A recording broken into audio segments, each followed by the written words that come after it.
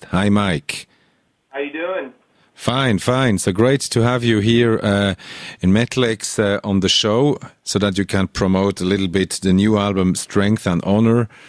It's been 27 years ago since you released, let's say, new songs. So it's a total new, again, a new feeling, like being reborn now to have Strength and Honor out. Definitely. Yes, thanks for having us. Absolutely great. So the album is here now. You did everything. The band did everything by itself. Basically, it's a private release. So was there no one interested in doing that release, or did you want to keep the full control on that? Yeah, I think we wanted to keep full control, and I think what happened was after we got back from Keep It True, we all just kind of looked at each other and said, what do y'all want to do next? And we just kind of said, well, Militia has never put out a full-length album. So, in between rehearsals before Keep It True, we had written a couple of things here, a couple of things there, and, why let it go to waste?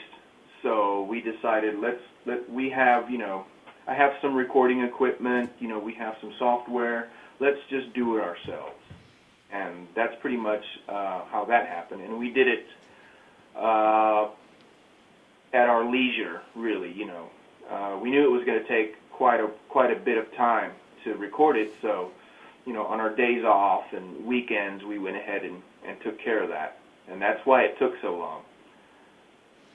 Also es ist eine Zeit gegangen, bis sie das Album rausgebracht haben, Militia. Sie haben ja nie ein Full-Length-Album veröffentlicht in dem Sinn, sondern sie haben ja nur die EP «The Sibling» rausgegeben, damals 85, und dann das Demo-Tape «Regiments of Death» und das Demo-Tape «No Submission», und dann so einzelne Songs hat es noch gegeben. Also wirklich sehr wenig. Das ist ja alles auf der Released CD zusammengefasst, die 2008 rausgekommen ist.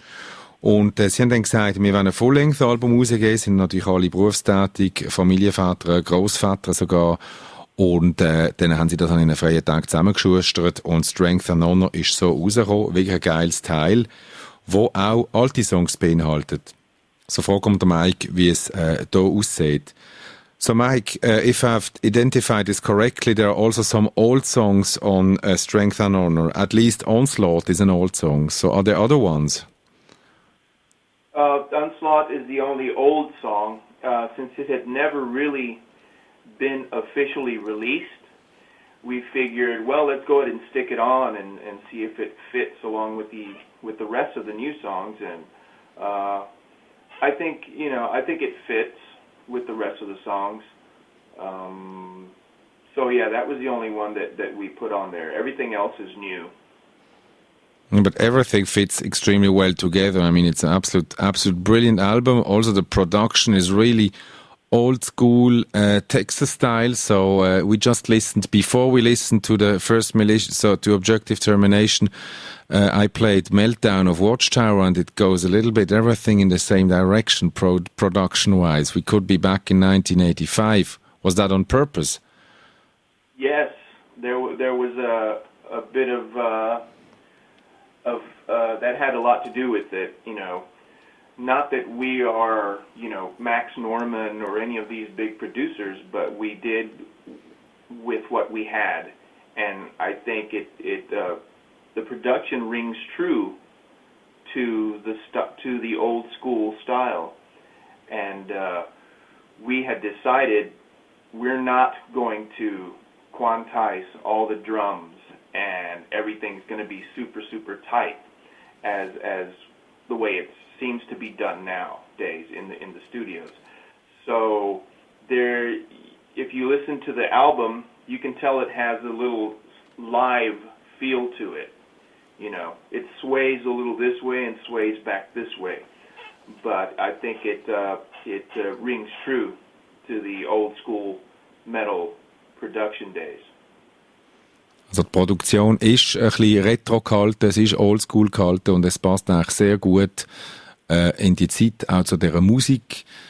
Militia haben auch ganz bewusst das gewählt. Sie haben nicht Trigger die Drums haben, was weiss ich, voll modern da das machen, sondern sie haben wirklich gewählt, dass das auch passt und auch den alten Tagen zuordnenbar ist.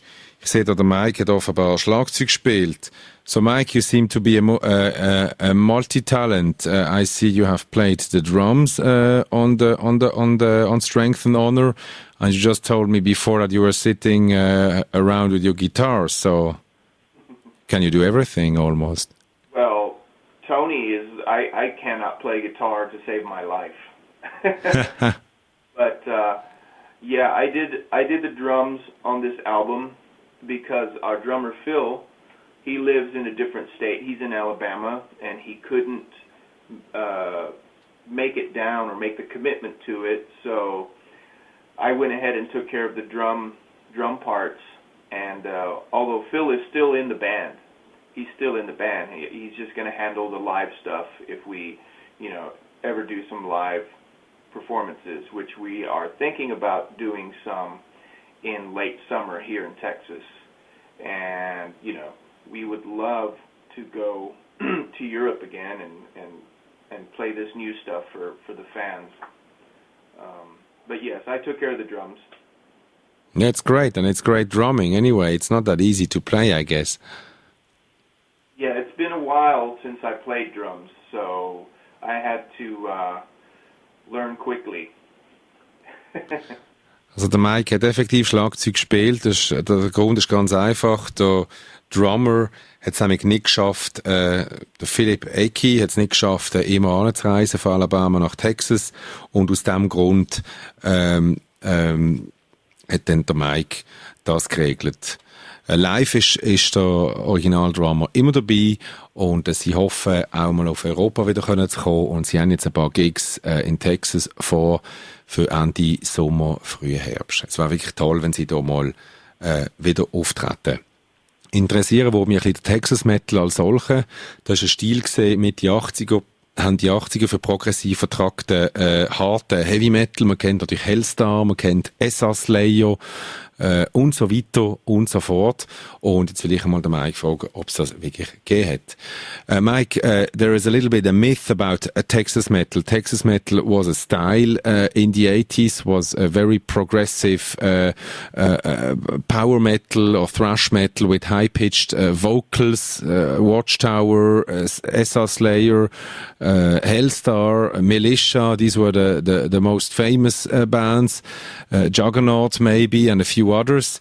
So is this really true? Was that really a movement or a style that was especially created in Texas, you think, or was just more or less a coincidence that this happened? I think it was a coincidence.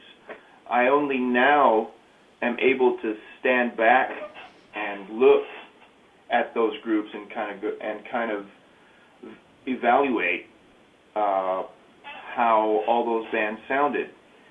And I think I actually talked to somebody from California the other day who mentioned that. He said Texas metal had its own style, and we didn't know it at the time of the 80s. We were just, trying to duplicate our heroes that we heard, from New York, from California, especially from Europe.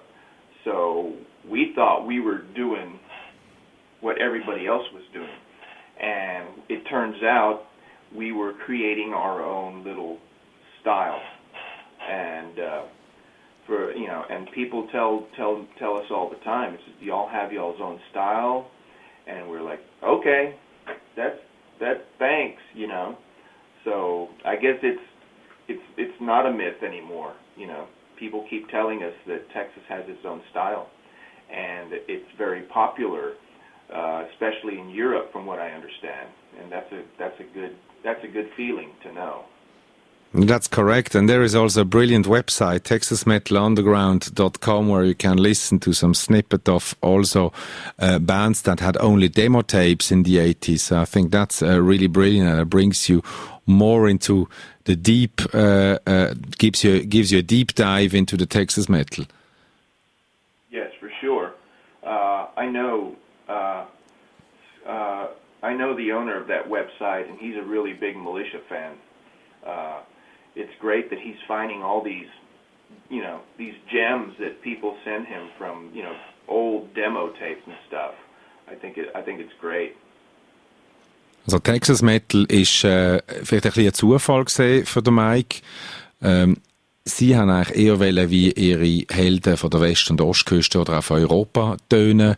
Und sie haben eigentlich ihr eigenes Ding kreiert, wie auch ein bisschen andere Bands in Texas. Vielleicht liegt es an der Hitze, vielleicht liegt es an sonst welchen Sachen. Und sie haben es da geschafft, einen Stil zu kreieren, der insbesondere in Europa viele Fans hat und auch insbesondere viele Raritäten produziert hat. Also es gibt wirklich sehr, sehr seltene Texas Metal Vinylscheiben, unter anderem eben das Saibling von Militia, wo eine der teuersten Metal-Raritäten ist. Ich möchte mit dem Mike kurz auf andere Aktivitäten von ihm zu sprechen kommen, wo man vielleicht auch mal erwähnen sollte, insbesondere das Assaland-Demo-Tape. So Mike, I'm the proud owner of a beautiful demo-tape you have sung, on which you have sung. It's the Assaland demo-tape. So that's also a piece of metal that would deserve a proper release, I would say. What do you think? Yeah, I mean, that would be great. That's all we ever really recorded were those 3 songs on the Damage Is Done. I have tried getting a hold of the 2 guitarists of Assailant and mentioned to them that there are people out there that would like to re-release that. And I told them to dig in their cassette collection and see if there's any even rehearsal recordings of any of the other Assailant songs that might be worth bringing back up. But I have not heard from those guys in a while. But, if there's somebody that wants to release that demo, re-release it, properly, I'm sure I could get the guitarists interested in that. So keep on chasing them. I mean, that's something we should maybe take offline, I would say. Okay, Mike, so thank you very, very much for taking the time to speaking to Radio X, to Metal X. We are very proud that we can present such a legend as Militia is and also dedicate part of this show to the Texas Metal. We will listen to Hellstar after the new Militia song. And so thank you very much and good luck with everything. Thank you for having us.